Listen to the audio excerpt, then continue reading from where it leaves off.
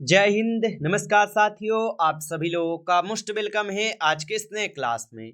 साथियों, आज के इस क्लास में सभी लोग जो है पढ़ने वाले हैं बीएसएससी कार्यालय परिचारी भर्ती 2026 के एग्जाम के लिए मोस्ट इम्पोर्टेंट प्रीवियस ईयर के क्वेश्चन को, जो कि साथियों आपके बीएसएससी कार्यालय परिचारी भर्ती 2026 के एग्जाम के लिए जो है काफ़ी इम्पोर्टेंट है।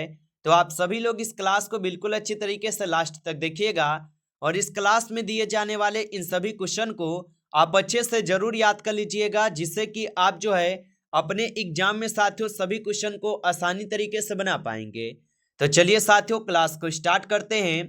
उनसे पहले यदि आप इस चैनल पे पहली बार जुड़े हैं तो साथियों आप जो है इस चैनल को सब्सक्राइब कर लीजिए और सब्सक्राइब करके साथियों आप ऑल नोटिफिकेशन को ऑल पे दबा के जुड़ जाइए, जिससे कि जब भी कोई नई क्लास हो सबसे पहले क्लास का नोटिफिकेशन आपके पास जो है साथियों पहुंच सके। तो आप इस चैनल को सब्सक्राइब कर लीजिए, साथ ही साथ आप जो है इस क्लास को भी साथियों लाइक जरूर कर लीजिएगा। तो चलिए क्लास को स्टार्ट करते हैं और देखिएगा साथियों क्वेश्चन क्या दिया गया है। साथियों क्वेश्चन है कि संविधान सभा की पहली बैठक जो है साथियों कब हुई थी। बताएंगे साथियों। ये सभी क्वेश्चन साथियों काफी इंपॉर्टेंट और सिलेक्टेड क्वेश्चन है, जो कि साथियों आपके एग्जाम में जो है साथियों 100% ये सभी क्वेश्चन आपके पूछे जाएंगे साथियों। तो आप अच्छे से इन सभी क्वेश्चन को याद कर लीजिएगा और बताएंगे साथियों कि संविधान सभा की पहली बैठक जो है साथियों कब हुई थी। तो याद रखेंगे साथियों संविधान सभा की पहली बैठक जो है साथियों 9 दिसंबर 1946 को हुई थी। ऑप्शन सी यहाँ पे इस क्वेश्चन का सही जवाब होगा। अगला क्वेश्चन देखिएगा कि भारत के पहले राष्ट्रपति कौन थे। चलिए बताएंगे साथियों कि भारत के पहले राष्ट्रपति कौन थे। तो याद रखेंगे साथियों भारत के जो पहले राष्ट्रपति थे साथियों ये आपके डॉक्टर राजेंद्र प्रसाद जी थे। ऑप्शन यहाँ पे 20 क्वेश्चन का सही जवाब होगा, डॉक्टर राजेंद्र प्रसाद थे, याद रखेंगे। अगला क्वेश्चन है साथियों कि राष्ट्रपति के चुनाव के लिए योग्य उम्मीदवार की न्यूनतम आयु जो साथियों कितनी होती है। चलिए बताएंगे साथियों। तो राष्ट्रपति के चुनाव के लिए योग्य उम्मीदवार की न्यूनतम आयु कितनी होती है। तो याद रखेंगे साथियों राष्ट्रपति बनने के लिए जो है निम्नतम आयु साथियों 35 वर्ष होनी चाहिए। ऑप्शन यहाँ पे डी सही जवाब है, 35 वर्ष होनी चाहिए। अगला क्वेश्चन है साथियों भारतीय संविधान में कितने साथियों अनुच्छेद है। बताएंगे साथियों। तो भारतीय संविधान में साथियों मूल रूप से देखा जाए तो 395 अनुच्छेद है। ऑप्शन ए सही जवाब है साथियों, 395 अनुच्छेद है, याद रखिएगा। अगला क्वेश्चन है साथियों यहाँ पे आपका, और क्वेश्चन क्या दिया गया है साथियों कि सौर मंडल का सबसे बड़ा ग्रह जो है साथियों कौन सा है। चलिए बताएंगे साथियों। ये सभी क्वेश्चन साथियों काफी इंपॉर्टेंट और वीवीआई सेलेक्टेड क्वेश्चन को करा रहे हैं, जो कि साथियों आपके एग्जाम में 100% ये सभी क्वेश्चन आपको पूछे जाएंगे। तो आप अच्छे से इन सभी क्वेश्चन को याद कर लीजिएगा और बताएंगे साथियों सौर मंडल का सबसे बड़ा ग्रह जो है साथियों कौन सा है। तो याद रखिएगा साथियों बृहस्पति ग्रह है। ऑप्शन सी सही जवाब है साथियों, बृहस्पति ग्रह होगा। चलिए अगला क्वेश्चन देखिएगा कि किस वर्ष भारतीय रिजर्व बैंक की साथियों स्थापना हुई थी। चलिए बताएंगे साथियों। तो किस वर्ष जो है भारतीय रिजर्व बैंक की स्थापना हुई थी। तो याद रखेंगे साथियों भारतीय रिजर्व बैंक की स्थापना होती है 1935 में। ऑप्शन यहाँ पे साथियों डी सही जवाब है, 1935 में होती है, याद रखेंगे। अगला क्वेश्चन है साथियों संसद के दोनों सदनों में कुल कितने सदस्यों की संख्या होती है। चलिए बताएंगे साथियों। तो संसद के दोनों सदनों में कुल कितने सदस्यों की संख्या होती है। तो याद रखेंगे साथियों ये होते हैं 545। ऑप्शन यहाँ पे 20 सही जवाब है, 545 होते हैं। अगला क्वेश्चन है भारत में सबसे बड़ी झील जो साथियों कौन सी है। चलिए बताएंगे साथियों।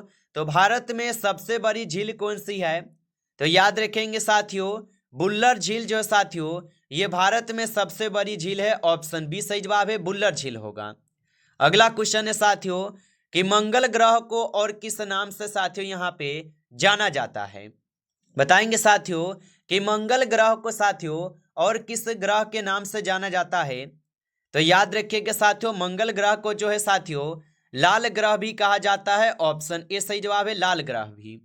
अगला क्वेश्चन है भारत में राष्ट्रीय आहार सुरक्षा अधिनियम साथियों कब लागू हुआ था।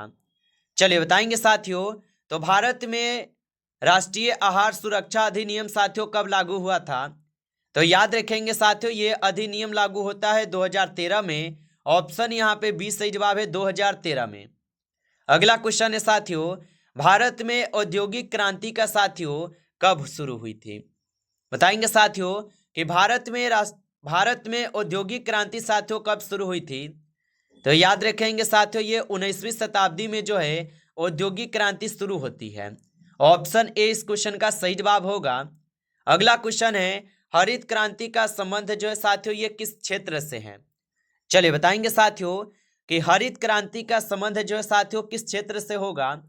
तो याद रखेंगे साथियों, हरित क्रांति का जो संबंध है साथियों ये आपके कृषि के क्षेत्र से संबंधित है। ऑप्शन डी सही जवाब है साथियों, कृषि के क्षेत्र से संबंधित होगा। अगला क्वेश्चन है साथियों यहाँ पे कि भारत में किस राज्य को संगठित राज्यों का दर्जा प्राप्त है? बताएंगे साथियों, तो भारत में किस राज्य को संगठित राज्यों का दर्जा प्राप्त है? तो याद रखेंगे साथियों, ये हो जाएंगे आपके झारखंड को। ऑप्शन यहाँ पे बी सही जवाब है साथियों, झारखंड को होगा। अगला क्वेश्चन है, निम्न में से कौन भारत का राष्ट्रीय खेल है? बताइए साथियों।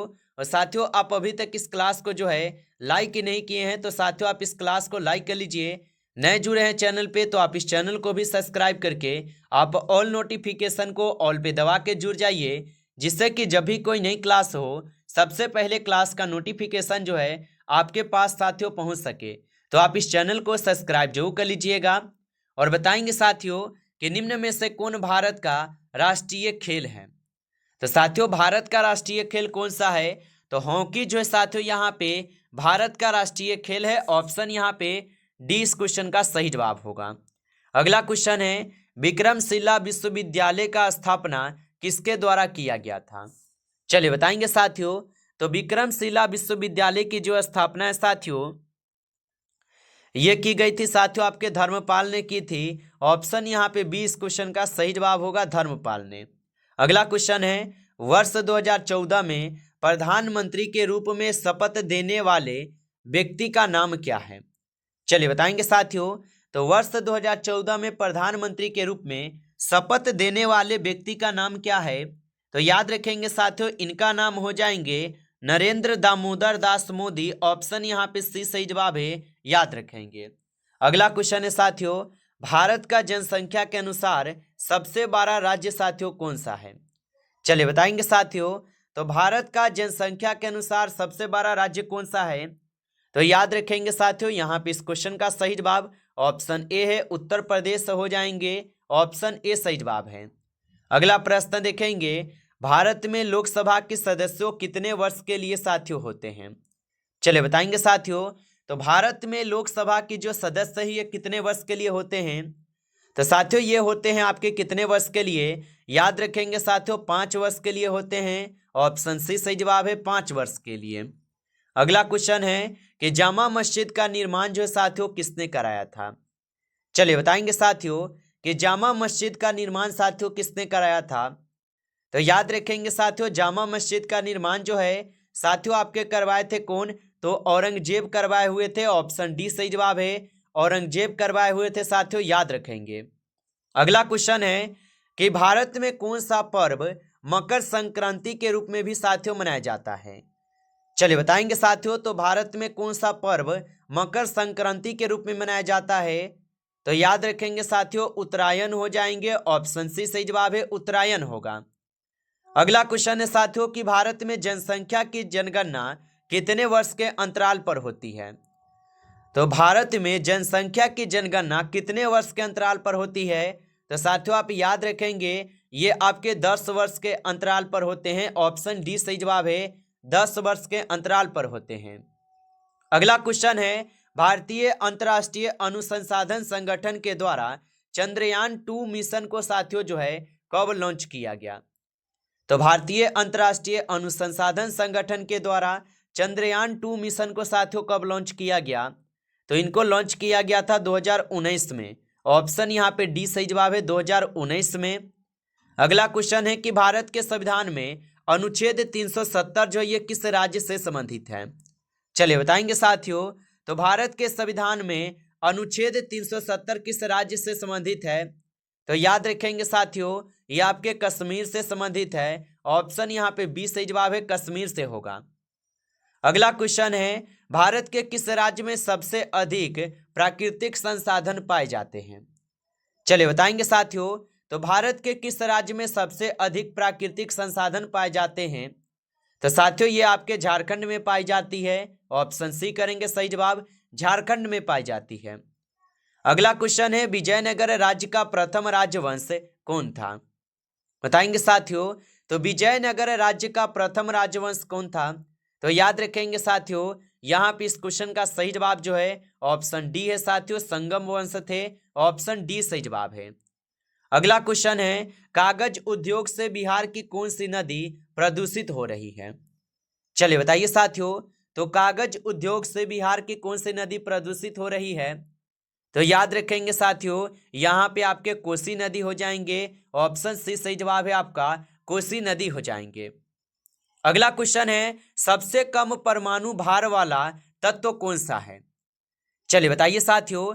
तो सबसे कम परमाणु भार वाला तत्व कौन सा है? तो याद रखेंगे साथियों, हीलियम। हीलियम जो है ये सबसे कम परमाणु भार वाला तत्व है, याद रखेंगे। अगला क्वेश्चन है, भारतीय संविधान को बनने में कितना समय लगा था? चलिए बताएंगे साथियों कि भारतीय संविधान को बनने में साथियों कितना समय लगा था। तो याद रखेंगे साथियों, भारतीय संविधान को बनने में 2 वर्ष 11 माह और 18 दिन का समय लगा था। ऑप्शन डी सही जवाब है साथियों, याद रखेंगे। अगला क्वेश्चन है कि उत्तरी 23.5 डिग्री उत्तरी अक्षांश को साथियों कौन सी रेखा कहते हैं? चलिए बताएंगे साथियों। तो 23 डिग्री उत्तरी अक्षांश को साथियों कौन सी रेखा कहते हैं? तो याद रखेंगे साथियों, देशांतर रेखा इसे बोले जाते हैं। ऑप्शन डी सही जवाब है।